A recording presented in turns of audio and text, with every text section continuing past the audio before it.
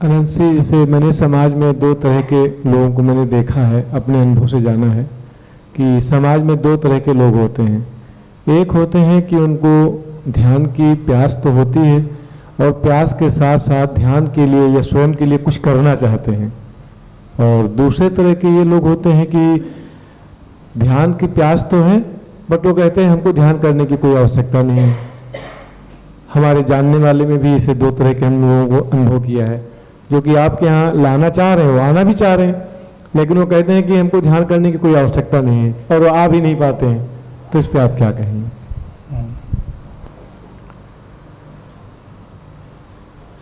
देखिए, ध्यान जो है ना, वो अभी तक एक बड़ी ही मिस्टीरियस चीज में कन्वर्ट हो गया है।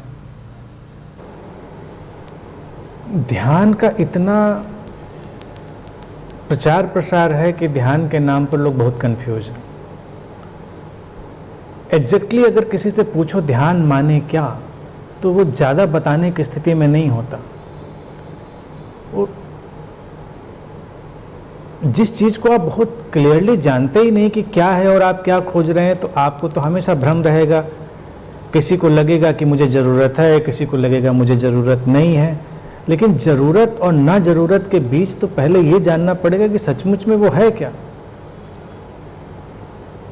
ध्यान हमारी एक गहरी समझ है, जिसको मैं हमेशा कहता हूँ हमारी अनब्रोकन पीस ऑफ माइंड है। जीवन के अंदर जो अखंडित शांति है, अगर वो उतरी है तो ध्यान घटा है। ध्यान करने कराने की चीज है नहीं। तो करना कराना क्या, यानी कि हम टेक्निक्स की बात कर सकते हैं कि हमको ये टेक्निक करनी, वो टेक्निक नहीं करनी, ये टेक्निक में रुचि। तो बहुत सारे लोग विधियों से ध्यान को जोड़ते हैं। मैंने विधियां भी यहाँ पे रखी हुई हैं जानबूझकर, और बड़ा हिस्सा आप लोग जानते ही हैं कि वो बिना विधि का है, मेथडलेस है, क्योंकि वो अल्टीमेट है कि ध्यान की कोई विधि नहीं हो सकती। जिस चीज़ की कोई विधि नहीं हो सकती वो 24/7 हो सकता है, हमेशा हो सकता है। विधियों में आपको लगेगा थोड़ी देर के लिए हमको जैसे कुछ जाना है, कुछ करना है, उसमें भी कुछ बुरा नहीं है, लेकिन मुख्य चीज है ध्यानपूर्ण स्थिति, समझ। तो अगर किसी को लगे कि मुझे ध्यान की आवश्यकता है, तो वस्तुतः वो कह रहा है कि मुझे मेरे जीवन में शांति की आवश्यकता है, मुझे मेरे जीवन में प्रसन्नता की आवश्यकता है, मुझे मेरे जीवन में समस्वरता की आवश्यकता है।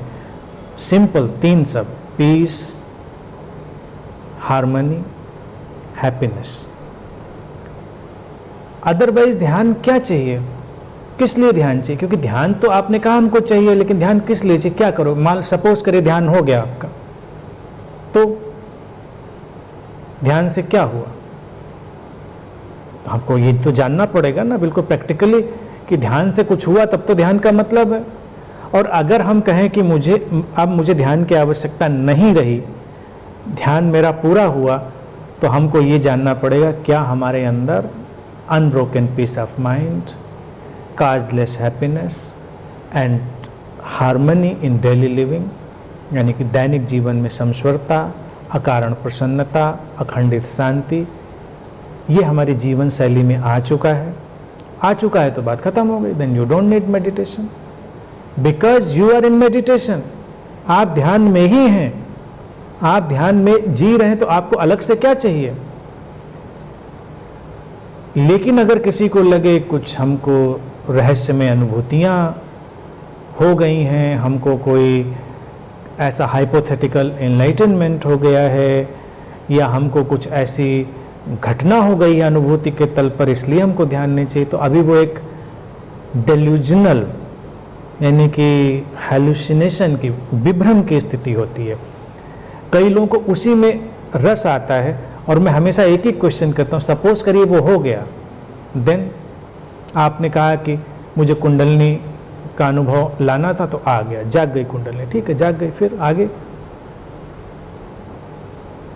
आपका ध्यान घटा, समाधि आ गई, इनलाइटनमेंट आ गया, ठीक, आ गया, खत्म बात। अब आने के बाद क्या? तो इस पर हम लोग बहुत ठंडे दिमाग से नहीं सोचते, क्योंकि अगर जैसे ध्यान को मिस्टिफाई किया गया, वैसे ही इनलाइटनमेंट को भी मिस्टिफाई किया गया है कि किसी से कोई ऐसा व्यक्ति हुआ कि मैं इनलाइटेंड हो गया, तो कोई भी व्यक्ति ये हिम्मत नहीं करता उस व्यक्ति से पूछने की कि सर तो क्या हुआ। एक तो बात मानी कि इनलाइटनमेंट आ गया, लेकिन इनलाइटनमेंट आने के बाद आपका क्या हुआ, ये हिम्मत भी नहीं होती हमारी पूछने की। गुरुओं से हम पूछें भी कहाँ, एक तो वो इतने आइवरी टावर में बैठे होते हैं कि पूछने की बात ही नहीं। अब हमसे तो पूछ भी सकते हैं, यहाँ भी माइक आपके सामने होगा, लेकिन जो बड़े बड़े गुरु क्लेम करते हैं आइवरी टावर में बैठे, उनसे तो आप कल्पना भी नहीं कर सकते पूछने की, आपको अपॉइंटमेंट भी ना मिलेगा पूछने का। तो ये क्वेश्चन लेकिन मस्ट है पूछना, और अपने आप से भी पूछना है कि आ गया तो उसमें भी लोग कुछ ऐसी काल्पनिक चीज़ें बनाएंगे कि ऐसा हुआ ऐसा हुआ ऐसा हुआ। मैं इन सारी चीज़ों को बेसलेस और यूजलेस कहता हूँ। इनलाइटनमेंट को भी मेरा मानना है डिमिस्टिफाई करने की ज़रूरत, मैं उसको हमेशा डिमिस्टिफाई करता हूँ।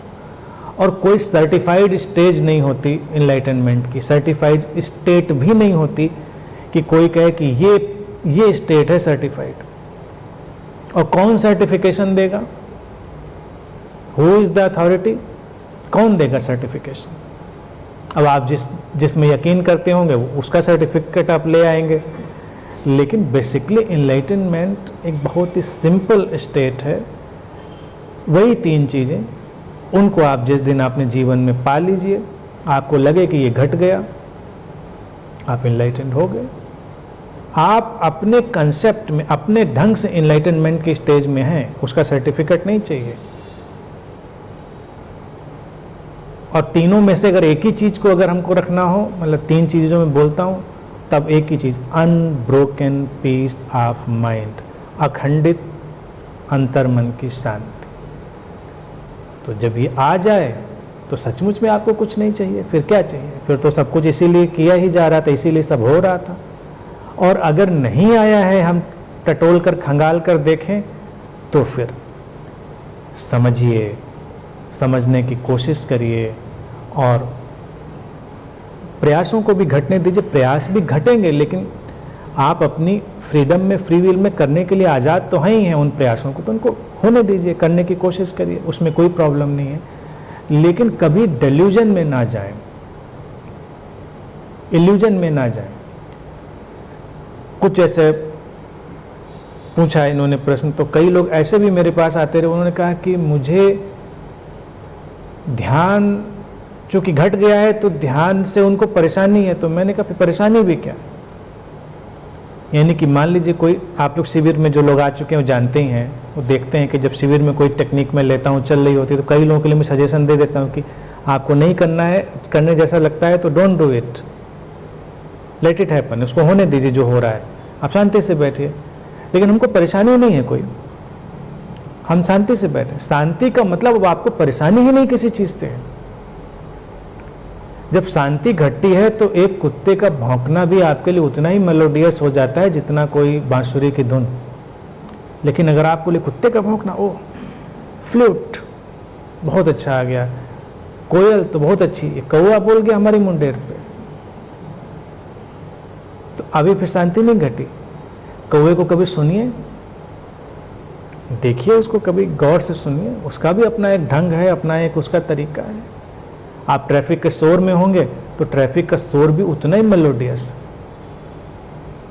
इसीलिए जब मेडिटेशन घट जाता है तो व्यक्ति का प्रतिरोध नहीं रहता, जीवन के प्रति एक टोटल एक्सेप्टेंस की स्थिति आती है, और उसी से तो पीस आएगी ना। एक्सेप्टेंस नहीं होगी तो पीस होगी ही नहीं, ऑब्वियसली।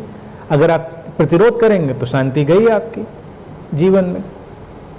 तो इसीलिए उस बात के पीछे तो अध्यात्म का पूरा दर्शन खड़ा है। वो एक बात अगर आप पकड़ने की कोशिश करेंगे और समझने की कोशिश करेंगे कैसे आएगी अंतर्मन की शांति, तो आपको अध्यात्म का जितना भी दर्शन है, जितनी भी फिलोसफी, सारी समझनी पड़ेगी कि वो कहाँ से आएगी, क्यों आएगी, कैसे होगा, क्या नहीं होगा।